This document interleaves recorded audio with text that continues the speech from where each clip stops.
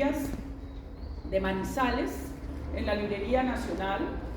El libro se llama Ni un paso atrás, y de eso se trata esta conferencia. Ni un paso atrás, otra Colombia es posible. Es un trabajo que elaboré 2 años después de salir del Ministerio de Salud y Protección Social. Me dediqué a la reflexión política respecto al programa de gobierno del presidente Gustavo Petro, el cual ayudé a liderar. Hay un libro previo que se llama La Agenda de Transición Democrática, otra Colombia es posible. Y aquí hay una compilación de mis escritos, pensamientos y propuestas de cómo debe continuar esa agenda de transición democrática y programática, con cifras, investigaciones, donde están los temas, reflexiones sobre el tema de salud, sobre el tema agrario, sobre el tema de la educación pensional, sobre el tema internacional, la paz total, la economía, la reindustrialización de Colombia, y un capítulo de una propuesta para las mujeres de Colombia en cuanto a un sistema de la equidad, la igualdad y el cuidado. Entonces acá hay una compilación de lo que ha sido la discusión de muchos años del movimiento social y popular y también de la intelectualidad democrática de este país. Conocemos este país y sabemos lo que queremos para este país, y esta universidad ha hecho parte de esa discusión. Inicialmente, la última vez que estuve en la universidad, estuvimos hablando de charlas sanas para un país enfermo. Aquí ya recogimos las charlas sanas para un país enfermo con una propuesta.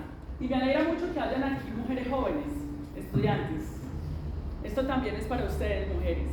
Todo esto que estamos haciendo por el país es la lucha por la igualdad de derechos, por el derecho de una mujer de ser la primera jefa del país.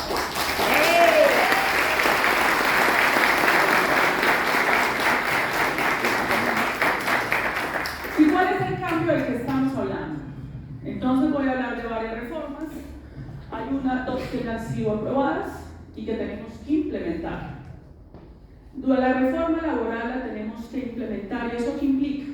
Cuando se hizo la contrarreforma laboral en los gobiernos de la hoy oposición en el año 2002-2003, los trabajadores perdieron 2 billones de pesos de sus bolsillos cuando les quitaron los dominicales y los festivos. El argumento era que supuestamente se iba a generar empleo con el recorte de los derechos laborales. Eso no fue verdad. No fue verdad que se generara más empleo, y lo que sí pasó es que la señora que lava las ropas en las noches, la persona que trabaja en la vigilancia, dejó de percibir esos recursos para comprar a los útiles de los niños, para poder vivir dignamente en su cotidianidad, y eso fue lo que se recuperó en una batalla política durísima en el Congreso de la República, que implicó inclusive que el propio presidente de la República tuviera que salir a llamar a una consulta popular para que fuera el propio pueblo el que definiera las urnas, que se hicieran unos asuntos básicos. Esta no es la gran reforma laboral ni siquiera, estos son los básicos de los derechos laborales que se han luchado en Colombia hace más de un siglo. De hecho, si ustedes leen 100 años de soledad, van a encontrar la masacre de las bananeras, 1929, Ciénaga Magdalena, donde se retrata cómo los trabajadores hacían marchas y protestas contra la Fruit Young Company, que hoy es Chiquita Brands, condenada por paramilitarismo, por incumplimiento de derechos laborales, por la falta de sanidad, por la falta de acceso de seguridad social, y fueron masacrados con el apoyo del Ejército de Colombia y el gobierno, aliado con la Transnacional contra el Pueblo Trabajador hace un siglo. Creían que ese episodio iba a quedar en la impunidad, y Gabriel García Márquez lo relató en 100 años de soledad y quedó en el corazón de la humanidad. Y posteriormente Jorge Eliezer Gaitán entraría al Congreso de la República a abrir un debate frente a la oligarquía liberal conservadora por el asesinato de los trabajadores. Un siglo después, un Congreso de la República se atrevió a negar y archivar esa reforma, que finalmente tuvieron que aprobar por la movilización de la gente y la ciudadanía frente a derechos básicos. Entonces tenemos que implementar esa reforma, que aparte de eso es una reforma muy importante en tanto formaliza a las madres comunitarias, mujeres que cuidan más de 1 millón de niños y niñas en sus casas, haciendo un trabajo del cuidado con 1 millón de niños y niñas vulnerables y no se les reconoce nada. Aquí entrarían como trabajadoras del Estado y con bastante merecimiento. Se lo merecen más ellas que alguna burocracia del Estado colombiano, que muy poco hace por nuestro país. Y evidentemente se avanzaron en otros derechos en esa reforma laboral. Yo lamento profundamente que la Cámara y el Senado, haya unido el artículo relacionado con la formalización de los trabajadores del campo, en el cual el censo agropecuario habla de 12 millones de campesinos y campesinas, más del 70% en condiciones de precarización laboral, explotados por los terratenientes y acaparadores de tierra, y estas ideas de acaparamiento de tierras y reforma agraria siguen gobernando el Congreso de la República y fueron capaces de hundir esos artículos, que los tenemos que recuperar nosotras cuando seamos gobierno y tengamos mayorías en el Congreso. Entonces ahí tenemos una primera reforma. Segunda reforma que tenemos que implementar, y aprovecho para desmentir las mentiras que hoy está lanzando un sector político extremista en este país. Reforma pensional. Hoy la reforma pensional permite que 3 millones de viejos y viejas vulnerables en extrema pobreza reciban 230.000 pesos al mes como un ingreso mínimo vital. Discutía yo con una senadora del Centro Democrático que demandó esa ley ante la Corte Constitucional, lo cual me parece un acto de absoluta mezquindad con el pueblo colombiano. Peinando, doctora, peinando.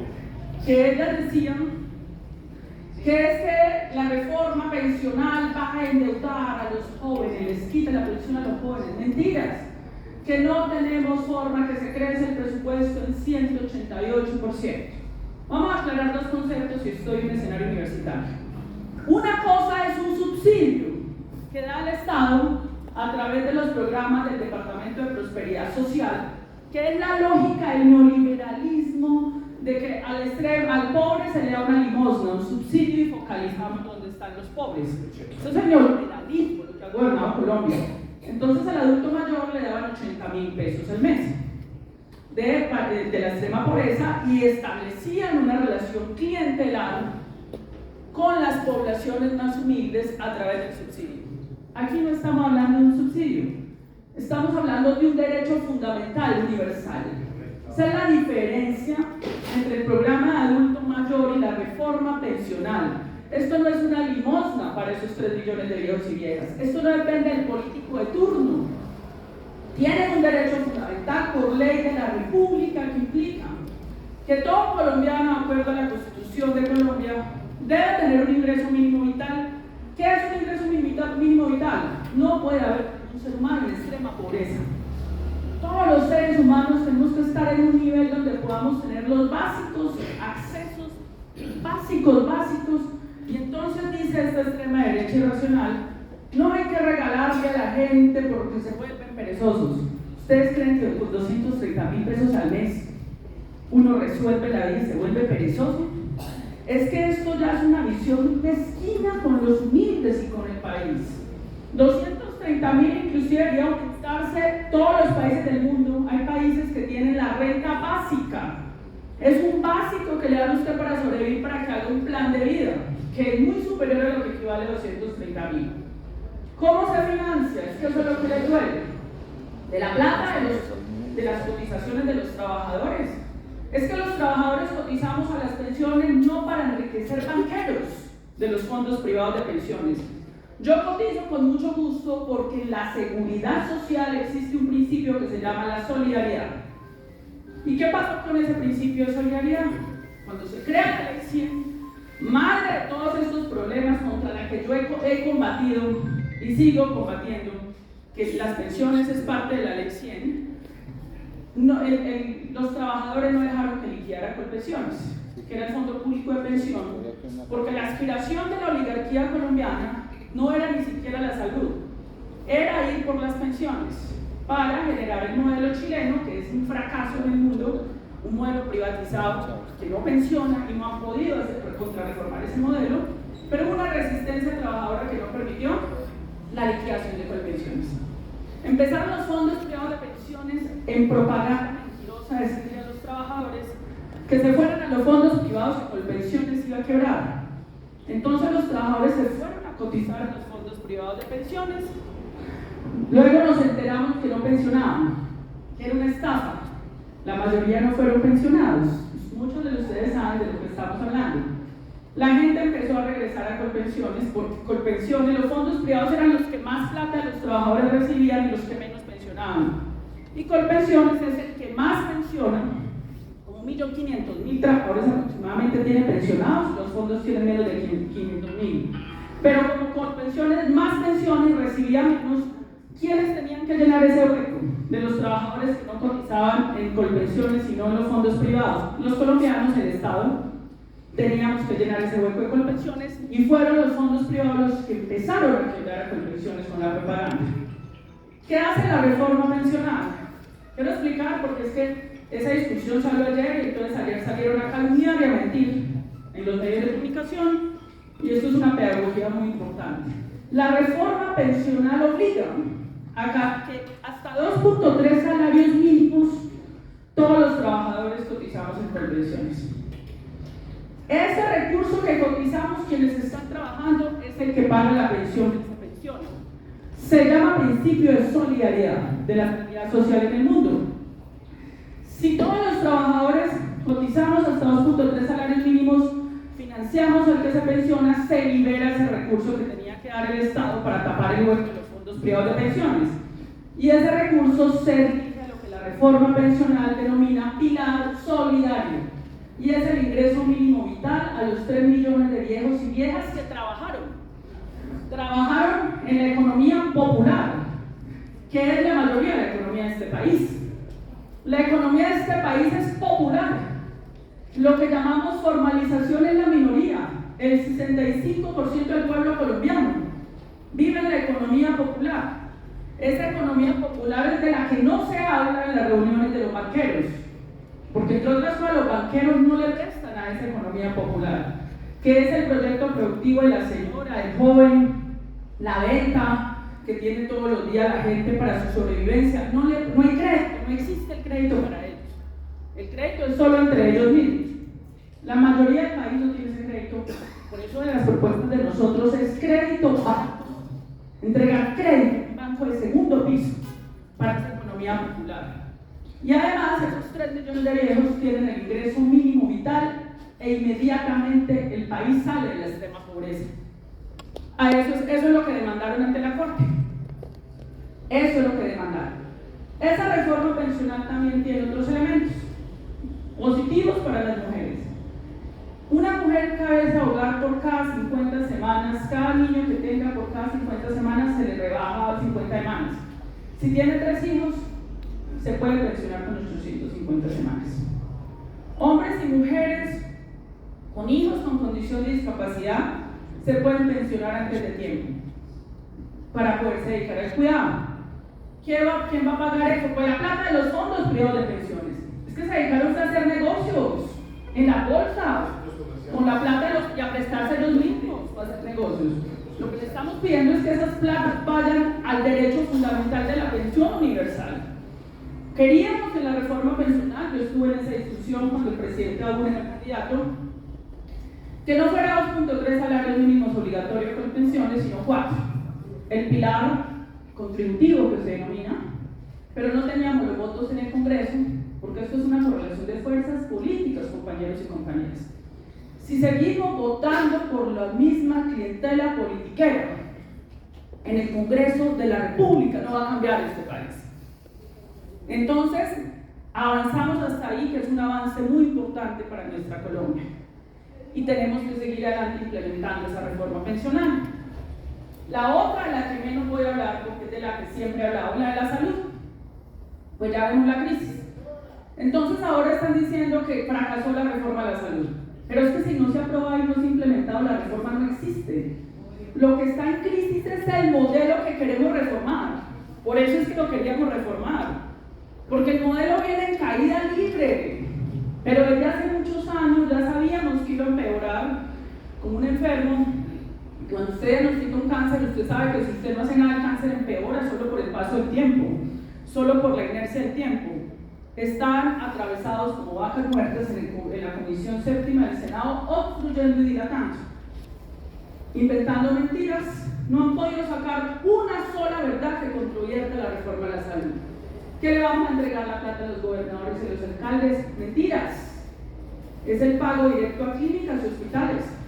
Que vamos a acabar el sector privado. Falso. El sector privado lo acabaron fue las EPS con estafas y mentiras, que cogieron a más de un odontólogo, un médico que montó su proyecto, su clínica, su hospital, y los quebraron, les hicieron contratos leoninos, le hicieron liquidar y los estafaron dejándolos en quiebra. Droguistas, ojalá le pudieran contar al país las estafas que han habido. Que nosotros, que han dicho de todo, ya no sé qué tantas mentiras. Bueno, ya la última es que yo soy la responsable con el presidente Gustavo Petro de la destrucción del sistema de salud. Ellos manejan la plata, pero nosotros destruimos el sistema. Hoy manejan alrededor de 100 billones de pesos. Que las intervenciones no son la reforma.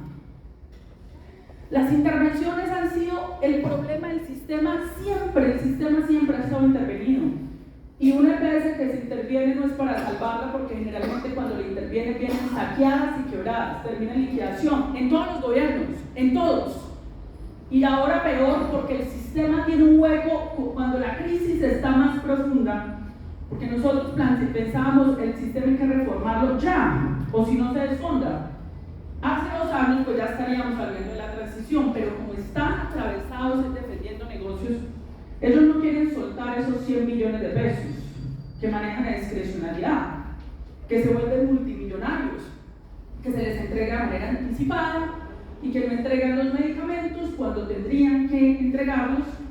Y tenemos una debilidad de los organismos de control. ¿Dónde está la Fiscalía?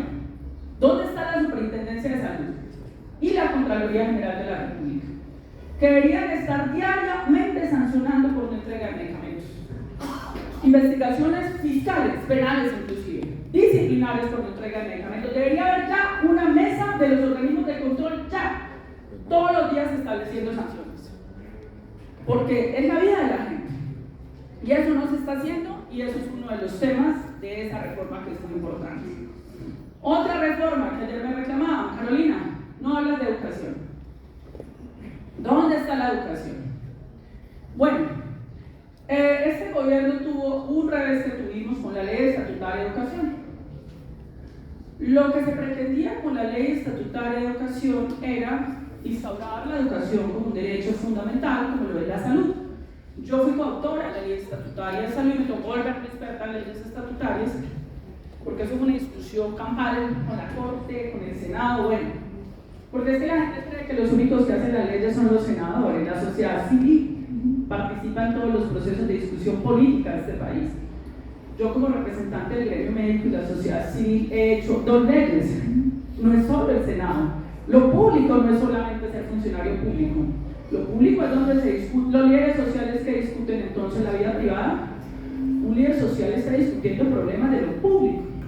Entonces, la ley estatutaria de educación es cómo llevamos la educación a derecho fundamental.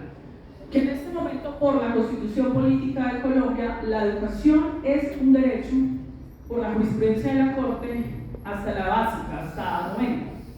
Es obligatoria y gratuita como derecho, pero de en adelante no lo es en el marco legal y constitucional del país. Entonces, se empezó a hacer ese trámite y eso terminó muy mal.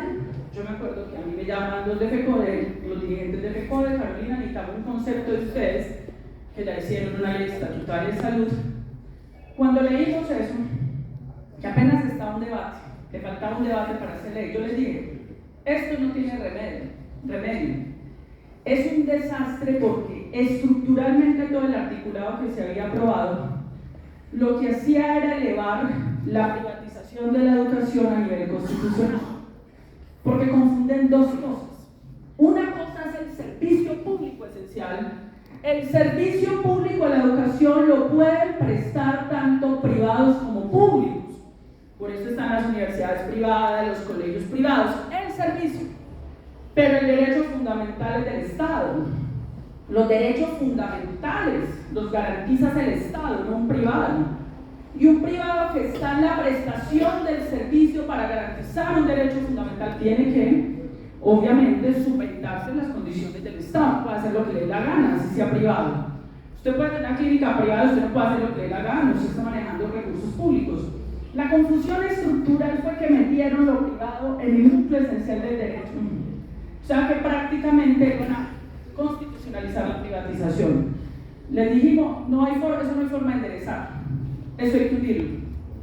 Y tocó, y FECODE se movilizó y salió, y fue pues un desacierto, una incomprensión, porque no se ha discutido, digamos, el tema en Colombia y en el movimiento progresista alrededor de eso. Esa ley hay que presentarla otra vez, porque sí nos corresponde establecer el núcleo esencial del derecho fundamental a la educación en Colombia. Pero también el gobierno acaba de presentar otra ley, en la reforma a 2 artículos de la ley 30 para la financiación de la educación superior. Yo creo que ese debería ser el debate central del movimiento estudiantil hoy. La discusión de la financiación de la educación superior, porque la financiación es inferior a los estándares y gastos de las universidades. Esa ley lo que pretende es cambiar la forma como se mide la financiación y, aparte de eso, descentralizar recursos de la nación para institutos técnicos, tecnológicos y universidades públicas regionales, porque el objetivo del gobierno que yo comparto es la matrícula cero.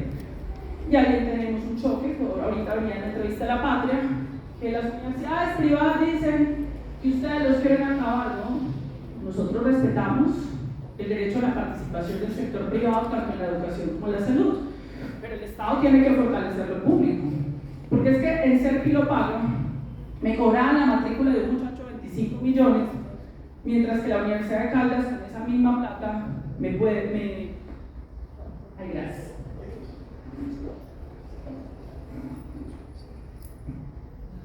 Mientras que la Universidad de Caldas con esa misma plata puede atender 3 muchachos, formar 3 muchachos.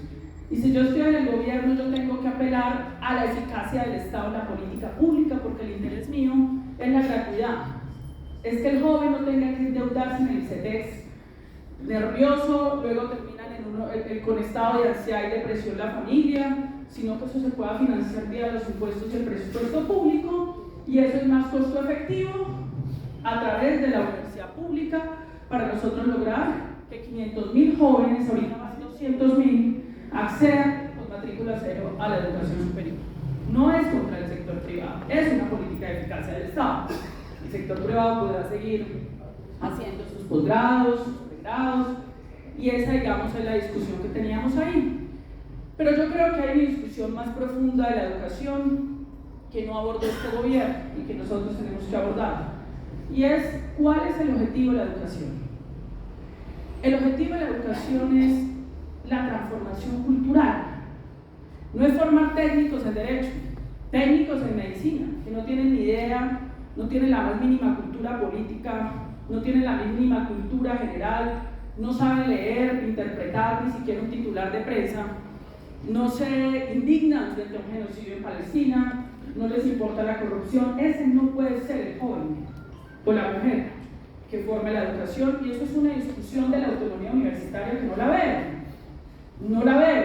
En la Universidad Nacional, donde yo soy docente, me paran los jóvenes, ¿qué está haciendo el gobierno de Gustavo Petro por la Universidad Nacional? Yo, bueno, pero yo quiero ver el movimiento, yo he sido dirigente estudiantil, o sea que estamos pidiendo que el gobierno nos diga a nosotros qué hay que hacer. ¿Dónde quedó la autonomía universitaria? Nunca yo había visto un dirigente estudiantil en eso. Aquí tiene que haber ya un debate. Primer debate que tenemos que abrir desde la autonomía universitaria: la captura clientelista de las universidades públicas de este país, la gobernanza de las direcciones de las universidades públicas de este país. Digámonos la verdad, y si no lo hacemos desde acá, ¿quién lo va a hacer? La política en el Congreso. Vamos a poner a que el Congreso de la República, núcleo actual del clientelismo en este país, mayoritario, debata sobre la captura de los órganos de gobernanza de las universidades públicas en Colombia.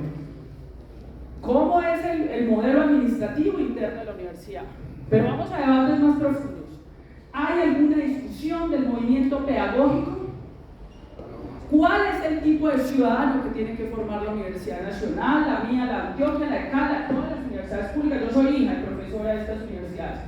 Se está viendo un debate intelectual y moral hoy en las universidades de Colombia sobre la transformación cultural, el proyecto de nación cultural que requiere Colombia. ¿Hay ese debate? No lo veo. No lo veo. Y eso es lo que tendría que estar discutiendo en este momento la universidad. Y nosotros, en el caso, cuando yo me posesione a presidenta, no debería hacerlo el gobierno, pero vamos a lanzar esa discusión al movimiento pedagógico. La revolución cultural se hace desde la educación.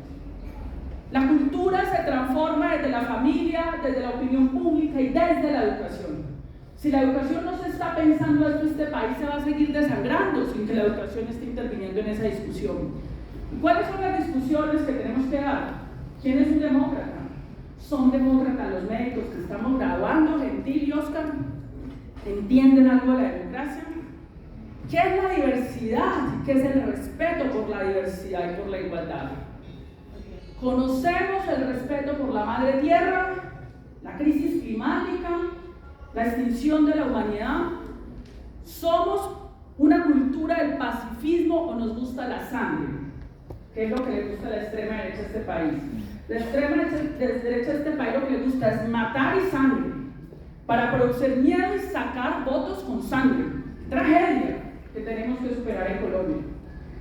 Eso se lo tiene que interrogar un movimiento pedagógico desde la escuela básica, desde el ingreso de los 3 años, porque el niño debe avanzar desde los 3 años en la educación.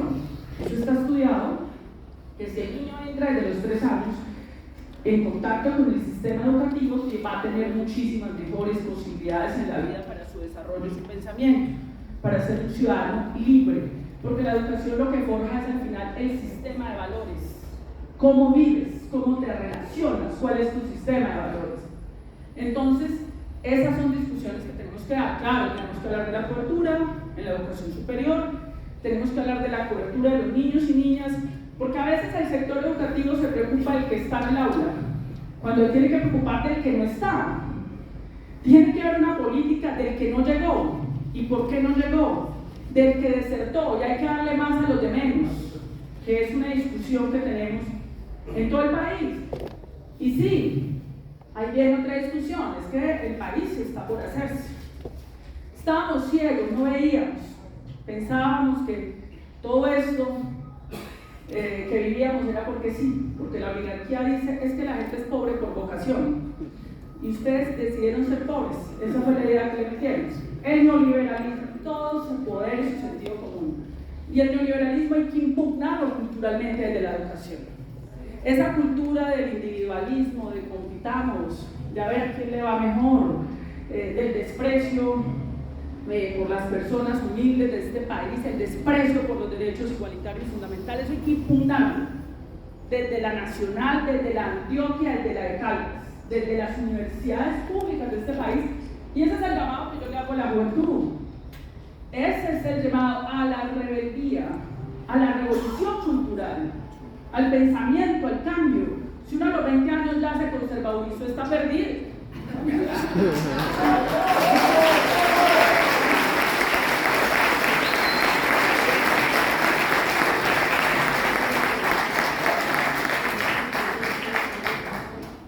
Y pasamos al otro tema que tiene que ver con la educación. Estoy hablando del libro. Todo eso lo pueden leer en el libro. Entonces, es la reindustrialización de Colombia. Al país lo volvieron una economía reprimarizada. Simplemente extraigamos minerales, los vendemos y luego nos los envían transformados. No hagamos ningún proceso de transformación aquí, de nada. Acabaron con la industria. Las fábricas de textiles que había ya son centros comerciales donde se compran los productos ya elaborados. Estamos importando hasta maíz, imagínense. Hicimos unos tratados de libre comercio en el cual un campesino y un hacendado en los Estados Unidos y en Europa tiene apoyo del Estado en innovación, en técnica, para la productividad del campo, y recibe entre 25.000 y 30.000 euros y dólares. Y aquí en Colombia el campesino que compite recibe esbala en algunas ocasiones, en otras ocasiones recibe $500 al año. En promedio es el subsidio. ¿Cómo vas a competir con $500 con la clase terrateniente encima del campesinado de este país, de los cuales 3 millones son jóvenes? No es que el joven no quiera el campo, hay 3 millones de jóvenes en el campo. Y tenemos más de 60 millones de hectáreas, 40 millones de hectáreas con vacas pastando, y podríamos ser el país más productivo en una poderosa agroindustria que genere empleo a todos los jóvenes.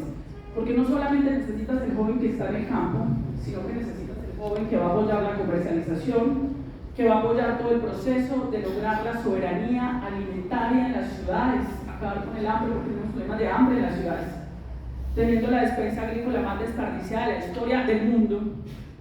La biodiversidad, la segunda biodiversidad más grande de América Latina después de Brasil es Colombia. No la hemos estudiado, no la hemos investigado, como si por aquí no hubiera pasado José Celestino Mutis. Hay que volver a investigar con una alianza de múltiples saberes la biodiversidad de nuestro país para poder encontrar principios activos para la producción nacional de medicamentos y vacunas como otra línea de industrialización de nuestro país.